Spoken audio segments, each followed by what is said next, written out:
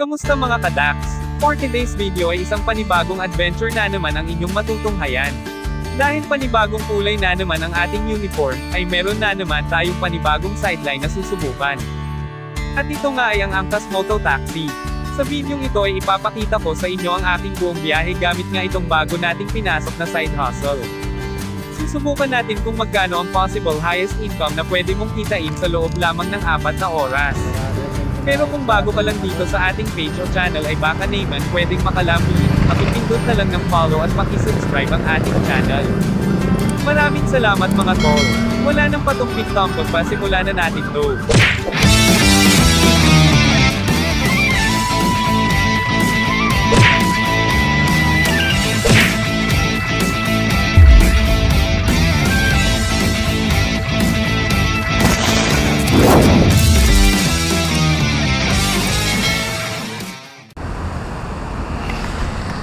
Alright, time check mga tol, it's 12:05 So dito nga PM tayo na. nagsimulang bumiyahe sa may riverbanks, kasalukuyan. malapit lang ito sa SM Marikina kung saan ko hinahatid si Commander. Nag-online na nga ako sa Angkas app at inon ko ang auto accept para makatanggap na nga tayo ng ating first booking.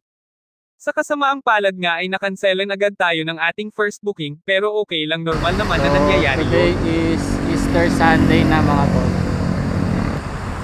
So waiting tayo ng ating first booking mga tol. Actually kanina may pumasok na pero kinancel din. Buti hindi pa ako nakakaalis. So kaya kayo nyo mga tol, bago nyo puntahan yung pick up, i-text nyo muna or tawagan para i-confirm yung booking nila. Kasi katulad nyan, may mga CS na sira ulo talaga.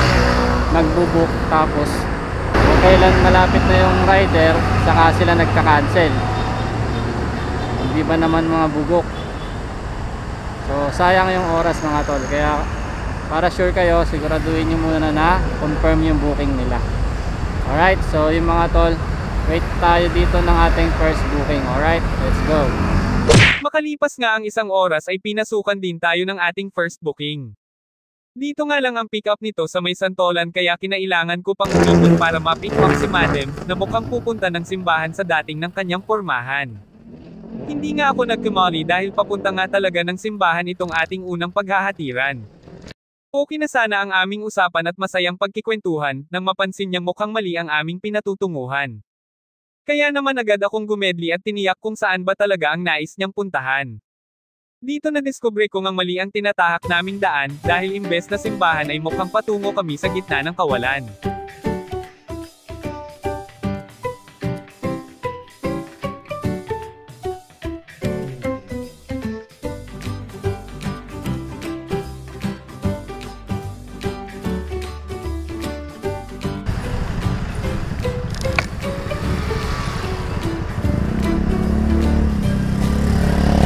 Lang at pinakita niya sa akin ang larawan ng lugar na nais niyang puntahan, at pamilyar ito sa akin kaya nahanap ko ang tamang daan.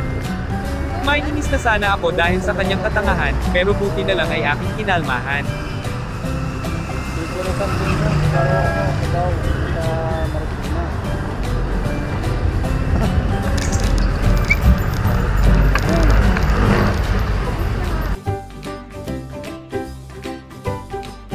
Lahat naman ay nadidaan sa maayos na usapan, kaya naman pamasahin niya ay kanya na lamang dinagdagan.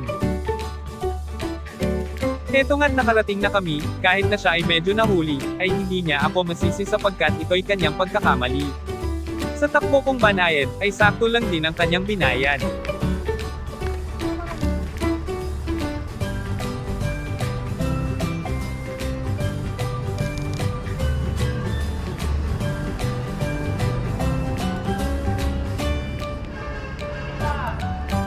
Di na siya nag-atubili at numero ko'y hiningi, tila nagmamadali, kaya ito'y aking binigay agad ng walang pasubali. Itong binibini ay wala palang cash, kaya naman numero ko'y kinuha at nagbayad sa GCash.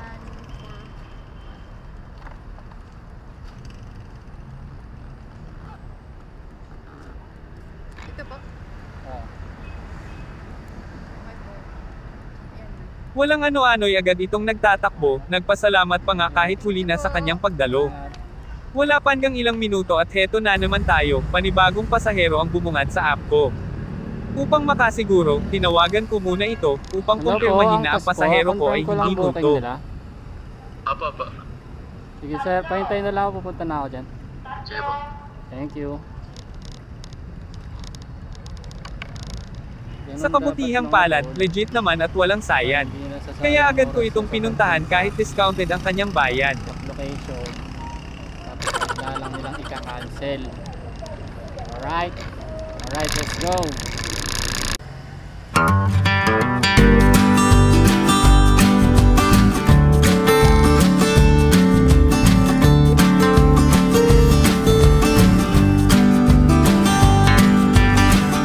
Itong ating second booking, tingin ko na may di siya balik. Sa pormahan pa lang kasi, mukhang pupunta ito ng gym.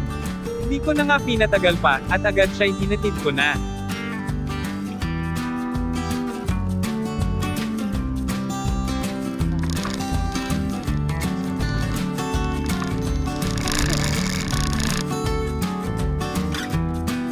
Kahit medyo lumagpas pa, di naman ata niya nahalata. Ang una kong naging malas, ngayon medyo binibuenas.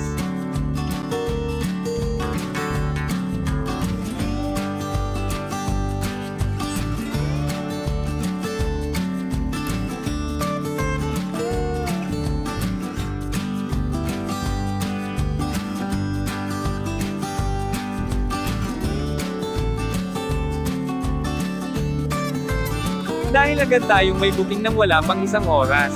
Agad ko ngang pinuntahan itong ating pangatlong booking. Ang pangalan ay Angel, mukha namang hindi bading. Dito sa katipunan ng kanyang pick-upon, Cubao Araneta naman ang kanyang patutunguhan.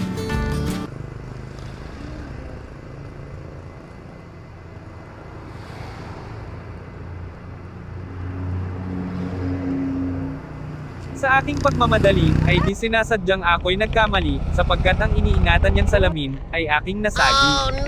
Bagamat wala itong sira, pagkainis ay baka sa kanyang mukha, kung sakaling ako'y singilin, ay wala akong magagawa.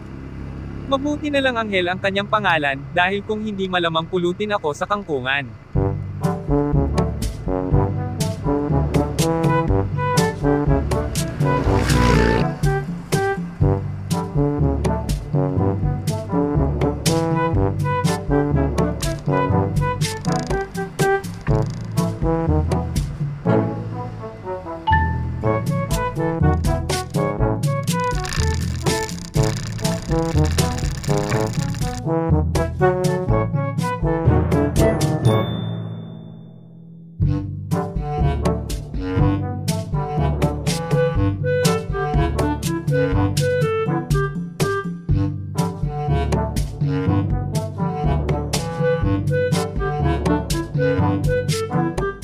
Upang makabawi sa aking pagkakamali, di na ako nag-atubili at hinatid siya ng madali. At nang makarating na nga kami sa kanyang paruroonan, agad siyang bumaba at bahagyang nagkwentahan.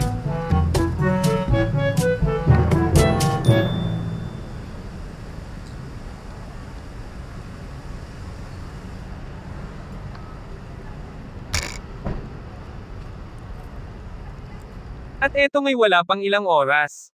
Ako'y muling binubuenas. Long ride ang pumasok, angkas lang ang malakas.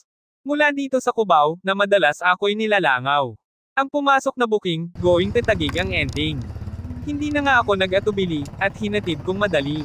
Sinoong na ang init, pati ang sakit sa puwet. May hatid lang ng ligtas itong pasahero nating mabait. Kung ikaw nga naman ay suswertehin, lubos kang pagpupalain, dahil ang sumunod nating booking talaga namang pangmalakasan din. Itong ating huling booking, medyo big time din. Taguig to San Mateo, isang oras kung bibirahin. 300 plus. I don't really know what comes next. I'm just doing my best, even though I'm so stressed out. Everything just feels like a test. Ang tipo naman ni Sir parang Arnold Schwarzenegger, silent type nga lang parang merong lung cancer. Biro lang mga sir, baka tayo ma-sniper.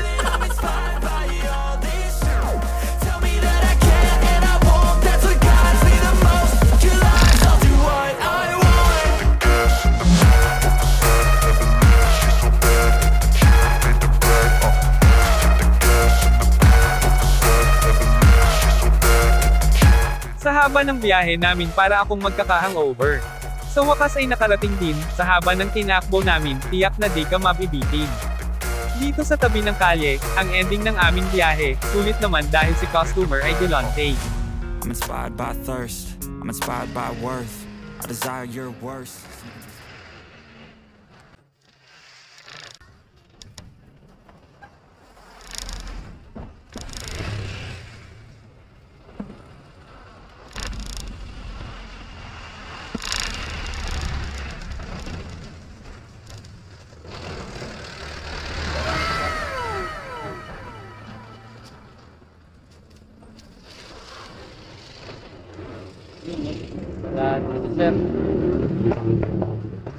Sir, yung pinayot sa atin mga tol. Bago ko ito tapusin, nais ko lang iparating. Ang munting pasasalamat, nawa inyong tanggapin. Kung natapos mo ang video, pero hindi ka pa rin nakafollow, hindi ako magtatampo, si Lord na ang bahala sa'yo. At dito ko na nga ito tatapusin. Ang total ng ating kita ay nasa dulo ng video natin.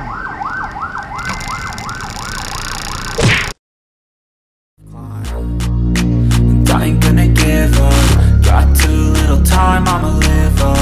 Head down, push forward through the tough times. Anything worth doing is a tough Cause I'ma live life for the fight, yeah, I'm here to get it. I got drive, got sight, always have a vision. I go by at night, I be in my feelings, I'ma be